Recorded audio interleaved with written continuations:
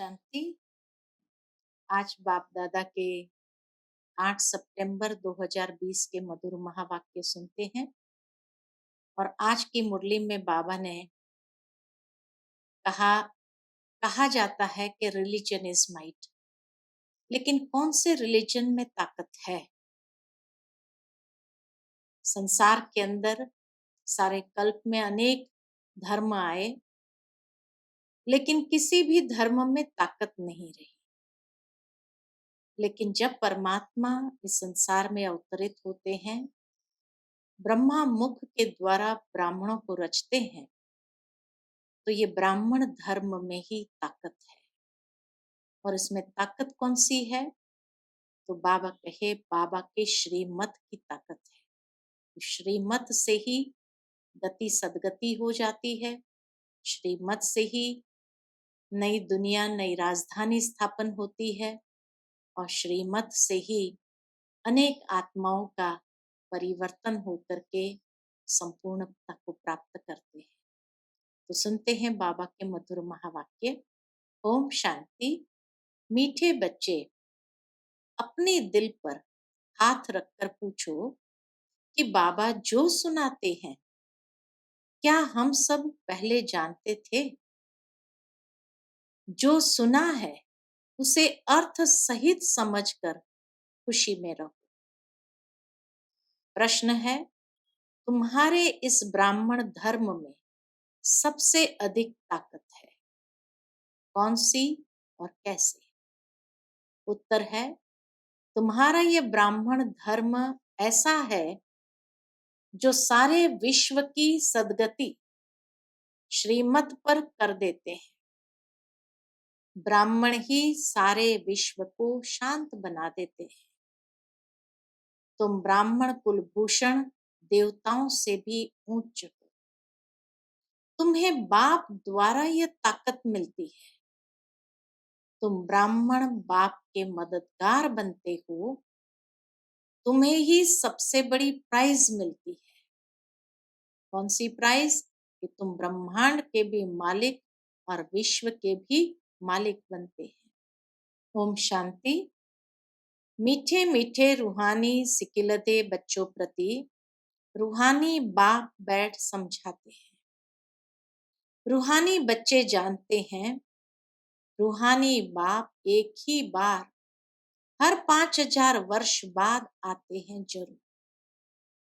कल्प नाम रख दिया है, जो कहना पड़ता है इस ड्रामा की अथवा सृष्टि की आयु 5000 वर्ष है।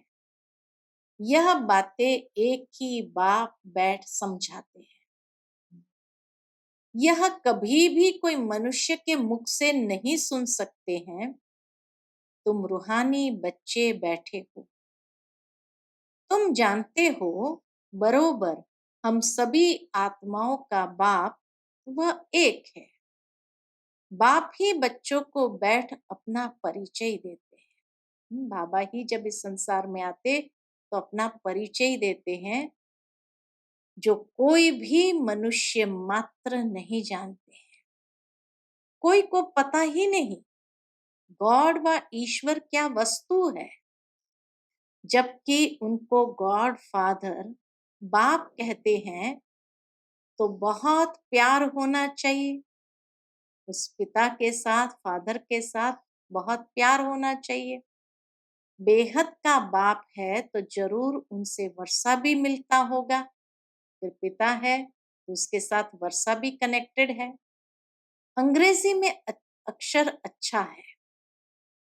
कौन सा अक्षर है? तो बाबा कहे अंग्रेजी में अक्षर अच्छा कहते हैं हेवनली गॉड फादर। हेवन कहा जाता है नई दुनिया को और हेल कहा जाता है पुरानी दुनिया को, परंतु स्वर्ग को कोई जानते नहीं। सन्यासी तो मानते ही नहीं। सन्यासी तो मोक्ष में जाना चाहते हैं, तो वो स्वर्ग को क्यों मानते? वह कभी ऐसे नहीं कहेंगे कि बाप स्वर्ग का रचयिता है। हेवनली गॉड फादर ये अक्षर बहुत मीठा है और हेवन मशहूर भी है तुम बच्चों की बुद्धि में हेवन और हेल का सारा चक्र अर्थात सृष्टि के आदि मध्य अंत का बुद्धि में फिरता है। जो जो सर्विसेबल है सभी तो एक रस सर्विसेबल नहीं बनते। तुम अपनी राजधानी स्थापन कर रहे हो फिर से। तुम कहेंगे हम रूहानी बच्चे बाप की श्रेष्ठ से श्रेष्ठ मत पर चल रहे हैं।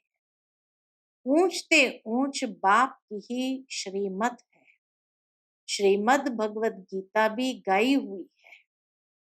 यह है पहले नंबर का शास्त्र। बाप का नाम सुनने से ही झट वर्षा याद आ जाता है। यह दुनिया में कोई भी नहीं जानते कि गॉड फादर से क्या मिलता है, कौन सा वर्षा मिलता, क्या मिलता है, ये बाबा कहे दुनिया में कोई भी नहीं जानते। अक्षर कहते हैं प्राचीन योग, परंतु समझते नहीं कि प्राचीन योग किसने सिखाया। वो तो कृष्ण ही कहेंगे, क्योंकि गीता में कृष्ण का नाम डाल दिया है। अभी तुम समझते हो बाप ने ही राजयोग सिखाया, जिससे सब मुक्ति जीवन मुक्ति को पाते हैं। यह भी समझते हो कि भारत में ही शिव बाबा आया था, उनकी जयंती भी मनाते हैं। परंतु गीता में नाम गुम होने से महिमा ही गुम हो गई। शिव बाबा भारत में ही आए, इसीलिए भारत में उसकी जयंती भी मनाते, परंतु फिर भी मनुष्य नहीं जानते, क्योंकि बाबा कहे गीता में ही नाम गुम हो जाने से मनुष्य भी भूल गए। जिससे सारी दुनिया को सुख शांति मिलती है, उस बाप को भूल गए।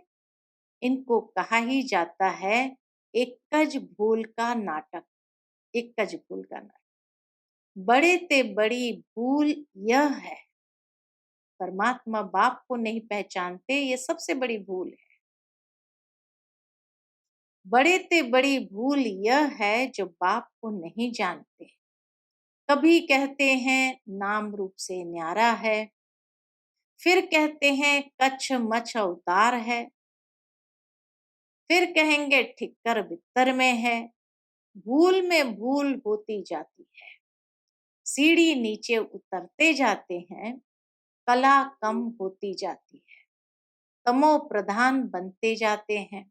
सीढ़ी नीचे उतरते गए, कला भी कम होती गई, भूल पर भूल होती गए और तमो प्रधान बन गए। ड्रामा के प्लान अनुसार जो बाप स्वर्ग का रचयिता है, जिसने भारत को स्वर्ग का मालिक बनाया, उनको ठिक्कर बित्तर में कह देते हैं।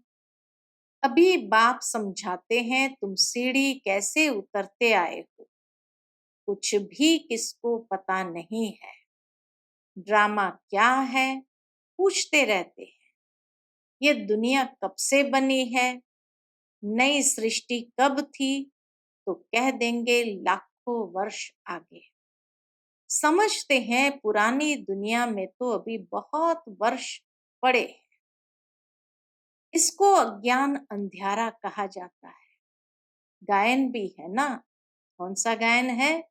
ज्ञान अंजन सतगुरु दिया, अज्ञान अंधेर विनाश। तुम समझते हो रचयिता बाप जरूर स्वर्ग ही रचेंगे। बाप ही आकर नरक को स्वर्ग बनाते हैं। रचयिता बाप ही आकर सृष्टि के आदि मध्य अंत का ज्ञान सुनाते हैं। आते भी है अंत में, टाइम तो लगता है ना। यह भी बच्चों को समझाया है, ज्ञान में इतना समय नहीं लगता है जितना याद की यात्रा में लगता है। 84 जन्म की कहानी तो जैसे एक कहानी है। आज से 5000 वर्ष पहले किन्हों का राज्य था, वह राज्य कहाँ गया? तुम बच्चों को अब सारी नॉलेज है। तुम हो कितने साधारण, अजामिल जैसे पापी अहल्याएं कुब्जाएं भिलनियां उनको कितना ऊंच बनाते हैं। कितने साधारण, कैसे कैसे अजामिल जैसे पापी अहल्याएं कुब्जाएं भिलनियां उनको बाबा आकर कितना ऊंच बनाते हैं। बाप समझाते हैं तुम क्या से क्या बन गए हो। बाप आकर समझाते हैं पुरानी दुनिया का अब हाल देखो क्या है। मनुष्य कुछ भी नहीं जानते कि सृष्टि का चक्र कैसे फिरता है। बाप कहते हैं तुम अपने दिल पर हाथ रखकर पूछो, क्या पूछना है। आगे या कुछ जानते थे? कुछ भी नहीं। अभी जानते हो। बाबा फिर से आकर हमको विश्व की बादशाही देते हैं। कोई की बुद्धि में नहीं आएगा कि विश्व की बादशाही क्या होती है। विश्व की बादशाही क्या होती है? विश्व माना सारी दुनिया। तुम जानते हो बाप हमको ऐसा राज्य देते हैं जो हमसे आधा कल्प तक कोई छीन नहीं सकते। तो बच्चों को कितनी खुशी होनी चाहिए। बाप से कितना बार राज्य लिया है। बाबा से कितना बार राज्य लिया है। बाप सत्य है, सत्य शिक्षक भी है, सतगुरु भी है। कब सुना ही नहीं, अभी अर्थ सहित तुम समझते हो। तुम बच्चे हो, बाप को तो याद कर सकते हो। आजकल छोटेपन में ही गुरु करते हैं। गुरु का चित्र बनाए भी गले में डालते हैं व घर में रखते हैं। बाबा अनुभवी है कि बाप का अपना चित्र होगा, लेकिन फिर साथ में गुरु का चित्र भी गले में भी डालेंगे या घर में भी रखेंगे। यहाँ तो वंडर है। बाप शिक्षक सतगुरु सब एक ही है। बाप कहते हैं मैं साथ में ले चलूंगा। तुमसे पूछेंगे क्या पढ़ते हो। कोई बाबा कहे तुमसे पूछेंगे तुम क्या पढ़ते हो, बोलो हम नई दुनिया में राजाई प्राप्त करने के लिए राजयोग पढ़ते हैं। यह है ही राजयोग। जैसे बैरिस्टर योग होता है तो जरूर बुद्धि का योग बैरिस्टर तरफ जाएगा। टीचर को जरूर याद तो करेंगे ना। तुम कहेंगे हम स्वर्ग की राजाई प्राप्त करने के लिए ही पढ़ते हैं। कौन पढ़ाते हैं? शिव बाबा भगवान। उनका नाम तो एक ही है जो चला आया है। रथ का नाम तो है नहीं। मेरा नाम है ही शिव। बाप शिव और रथ ब्रह्मा कहेंगे। अभी तुम जानते हो यह कितना वंडरफुल है। शरीर तो एक ही है। इनको भाग्यशाली रथ क्यों कहते हैं? क्योंकि शिव बाबा की प्रवेशता है तो जरूर दो आत्माएं ठहरी, इसीलिए भाग्यशाली हो गए कि परमात्मा की प्रवेशता है उसमें। यह भी तुम जानते हो। बाबा कहे यह भी तुम जानते हो और किसको तो यह ख्याल में भी नहीं आता। अब दिखाते हैं भागीरथ ने गंगा लाई। क्या पानी लाया? अभी तुम प्रैक्टिकल देखते हो क्या लाया है, किसने लाया है, किसने प्रवेश किया है। बाप ने किया ना। मनुष्य में पानी थोड़ी प्रवेश करेगा। जटाओं से पानी थोड़ी आएगा। इन बातों पर मनुष्य कभी ख्याल भी नहीं करते। कहा ही जाता है रिलीजन इज माइट। रिलीजन में ताकत है। बताओ सबसे जास्ती किस रिलीजन में ताकत है? तो बाबा के सामने जो बैठे थे उन्होंने कहा ब्राह्मण रिलीजन। बाबा कहे हाँ ये ठीक है। जो कुछ ताकत है ब्राह्मण धर्म में ही है और कोई रिलीजन में कोई ताकत नहीं। और कोई रिलीजन में कोई ताकत नहीं। तुम अभी ब्राह्मण हो। ब्राह्मणों को ताकत मिलती है बाप से। जो फिर तुम विश्व के मालिक बनते हो। तुम्हारे में कितनी बड़ी ताकत है। तुम कहेंगे हम ब्राह्मण धर्म के हैं, किसकी बुद्धि में नहीं बैठेगा। विराट रूप भल बनाया है, परंतु वह भी आधा है। आधा क्यों कहते हैं? क्योंकि बाबा कहे उसमें देवता, क्षेत्र, वैश्य, शूद्र दिखाए, लेकिन ब्राह्मण चोटी नहीं दिखाई, तो इसीलिए आधा हो गया। तो विराट रूप भल बनाया है, परंतु वह भी आधा है। मुख्य रचता और उनकी पहली रचना को कोई नहीं जानते। बाप है रचता, फिर ब्राह्मण है चोटी। इसमें ताकत है, चोटी में ही तो सारी ताकत है। बाप को सिर्फ याद करने से ताकत मिलती है। इसीलिए दुनिया में भी ब्राह्मण लोग चोटी रखते हैं, कहते इस चोटी से ही हमारे अंदर ताकत आती है। वास्तव में याद के द्वारा ताकत मिलती है। बच्चे तो जरूर नंबरवार ही बनेंगे ना। तुम इस दुनिया में सर्वोत्तम ब्राह्मण कुलभूषण हो, देवताओं से भी ऊंच हो। तुमको अब ताकत मिलती है, सबसे जास्ती ताकत है ब्राह्मण धर्म में। ब्राह्मण क्या करते हैं? सारे विश्व को शांत बना देते हैं। तुम्हारा धर्म ऐसा है जो सर्व की सदगति करते हैं। कैसे? श्रीमत द्वारा।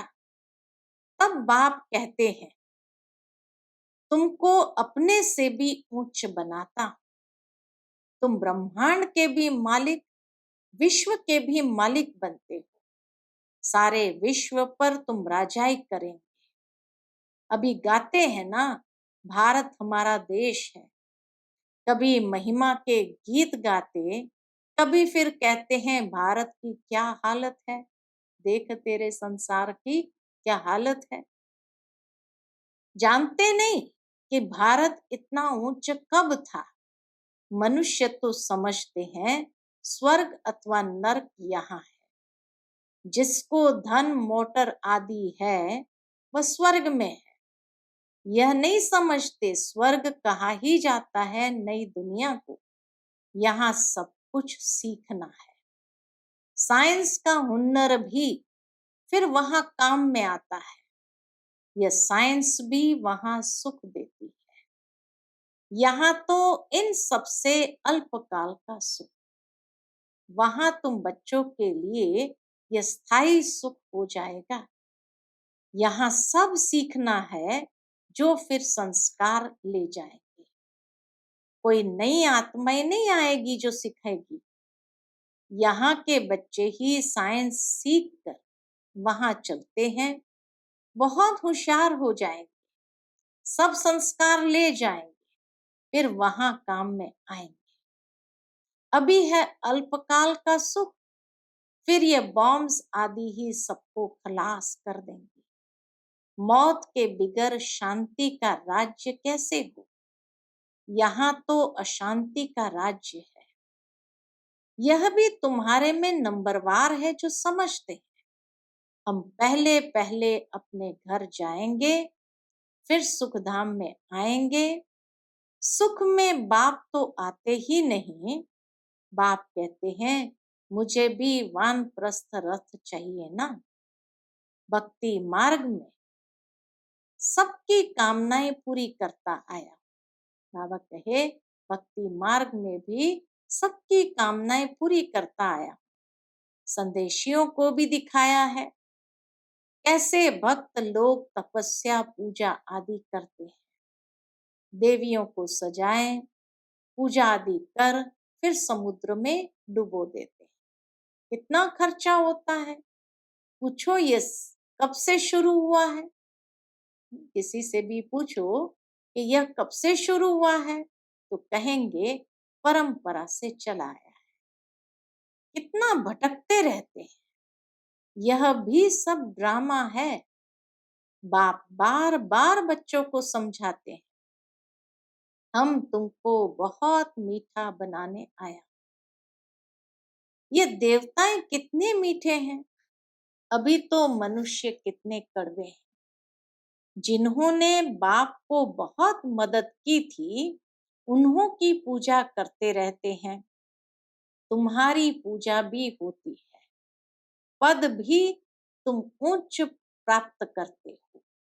बाप खुद कहते हैं, मैं तुमको अपने से भी ऊंच बनाता। ऊंचते ऊंच भगवान की है श्रीमत। कृष्ण की तो नहीं कहेंगे, गीता में भी श्रीमत मशहूर है। कृष्ण तो इस समय बाप से वर्षा ले रहे हैं। कृष्ण की आत्मा के रथ में कृष्ण की आत्मा के रथ में बाप ने प्रवेश किया। लेकिन कृष्ण के भी कौन से रथ में प्रवेश किया? जो बहुत जन्म पुनर्जन्म के बाद अंतिम जन्म, अर्थात श्री कृष्ण का नर स्वरूप, तो उस नर स्वरूप में शिव बाबा ने प्रवेश किया। कितनी वंडरफुल बात है। कभी किसकी बुद्धि में आएगा नहीं। समझने वालों को भी समझाने में बड़ी मेहनत लगती है। बाप कितना अच्छी रीति बच्चों को समझाते हैं। बाबा लिखते हैं, सर्वोत्तम ब्रह्मा मुख वंशावली ब्राह्मण। बाबा लिखते हैं, सर्वोत्तम ब्रह्मा मुख वंशावली ब्राह्मण। तुम उच्च सर्विस करते हो तो ये प्राइज मिलती है। तुम बाप के मददगार बनते हो तो सबको प्राइज मिलती है। नंबरवार पुरुषार्थ अनुसार कौन सी प्राइज मिलती है? नई दुनिया के राजधानी की प्राइज। तुम्हारे में भी बड़ी ताकत है। तुम मनुष्य को स्वर्ग का मालिक बना सकते हो। तुम रूहानी सेना हो। तुम ये बैज नहीं लगाएंगे तो मनुष्य कैसे समझेंगे कि यह भी रूहानी मिलिट्री है? मिलिट्री वालों को हमेशा बैज लगा हुआ होता है। शिव बाबा है नई दुनिया का रचयिता। वहां इन देवताओं का राज्य था, अब नहीं है।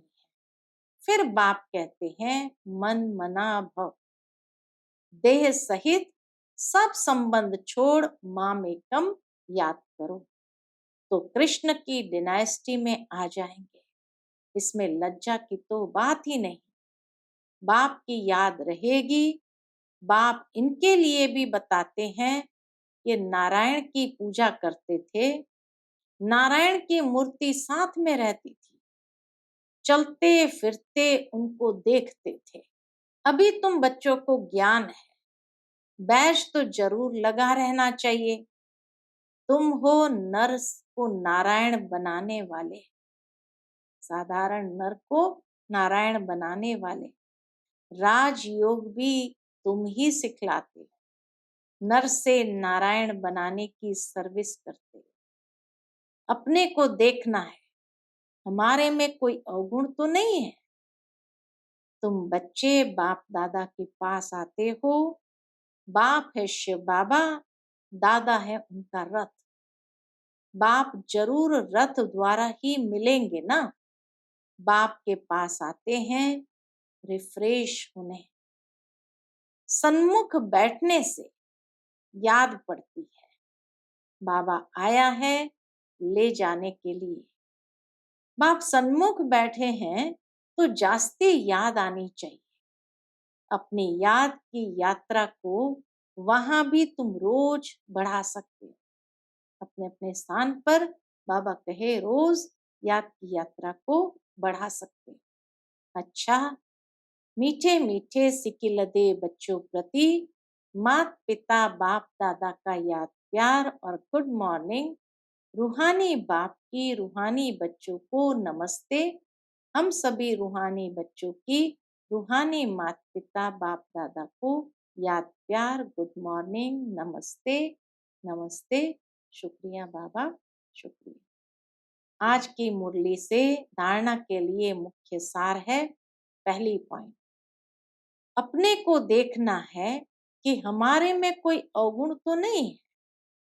जैसे देवताएं मीठे हैं ऐसा मीठा बना हूं।